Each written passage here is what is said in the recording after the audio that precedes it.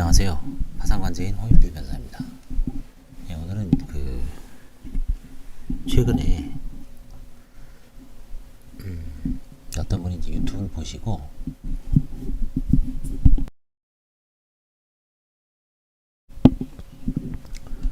명확하게 물어보는 게 있습니다. 뭐냐면 본인이 강제 집행을 했습니다. 본인이 채권자로서 강제 집행을 했는데 본인한테 배당될 금액이 한 1억 원 정도, 채권이 1억 7천인데 부동산에 대해서 이제 아마 경매를 넣고 경매에서 배당금이 본인한테 나올 게 1억 정도가 이제 배당표가 작성되어 있는 상황입니다. 1억 원 정도가 나올 걸로 예상되는 상황에서 채무자가 파산을 신청한 경우입니다. 그런 경우에 이제 이분은 채무자가 이제 다른 사람 명의로 유장 사업을 하고 있으니까 만약에 면책 불허가 되면 그 돈이 본인한테만 다 배당되는 게 아닌가라는 생각을 갖고 있습니다. 네. 근데 그건 이제 잘못된 생각입니다. 왜냐하면 파산 절차하고 면책 절차가 별개의 절차입니다. 그렇기 때문에 일단 배당금은 파산관제인한테 배당이 됩니다. 그래서 파산관제인이 국세에 대해서 우선 변제권이 있는 국세나 사대보험료를 먼저 내고 남은 게 있으면 채권자들한테 채권액에 비례해서 배당을 합니다. 파산. 그 다음에 이제 면책 절차에서 면책 불허가가 있으면 면책 불허가 결정을 하고 재량면책 사유가 있으면 재량면책을 하게 됩니다. 그래서 이제 그거 관련해서 제가 과거에 소송에서 이긴 사안을 한번, 이게 이제 소액 사건이지만 자산관리공사를 상대로 해서 이제 승소를 한 겁니다. 이 사안은 뭐냐면 자산관리공사가 경매에서 배당을 받았는데 돈을 안 찾아간 겁니다. 실질적으로 가압류만 해놓고 아마 판결도 있었던 것 같아요. 근데 안 찾아갔어요. 그랬을 때 안 찾아가다가 파산 선고 후에 찾아갔습니다. 그때 파산관제인 입장에서는 파산 선고 후에 찾아갔으니까 무효다. 그래서 이제 소송을 통해서 임의적으로 이제 반환 청구를 했습니다만 주질 않아서 관제인이 캠코를 상대로, 한국자산관리공사를 상대로 돈을 내놓으라고 소송을 해서 승소한 겁니다. 이 판결 이유는 일반인들도 이제 본인과 관련된, 본인이 이제 강제 집행을 한 상태에서 이 배당 절차가 나한테 오는 건지 아니면 관제인이 가져가는 건지 관제인이 말할 텐데 한번 읽어보겠습니다. 이유를 잘 음미하면서 보십시오.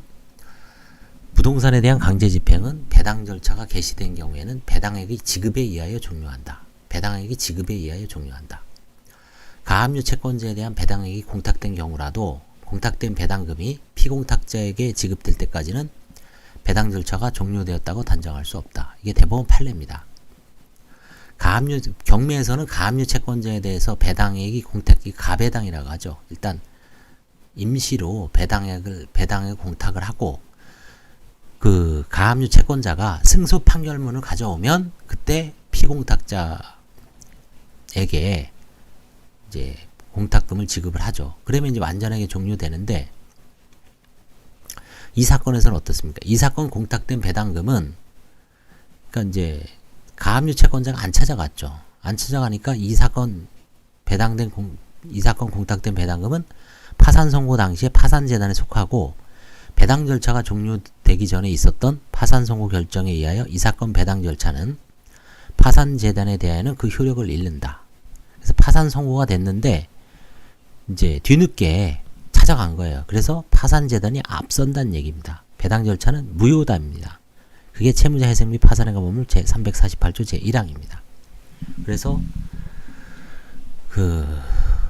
채권자 입장에서는 신속하게 배당 절차를 마무리하고 그 다음에 특히 가압류 채권자는 파산 선고 시까지 판결을 받는 게 좋습니다. 사안에 따라서는 이 사건과 달리 가압류 채권자가 파산 선고 전에 승소 판결문이 있으면 비록 파산 선고 후에 찾아갔다 하더라도 무효는 아니다. 관제인이 부당이득 반환 청구를 할 수 없다. 라고 판정한 실물에도 있습니다. 그래서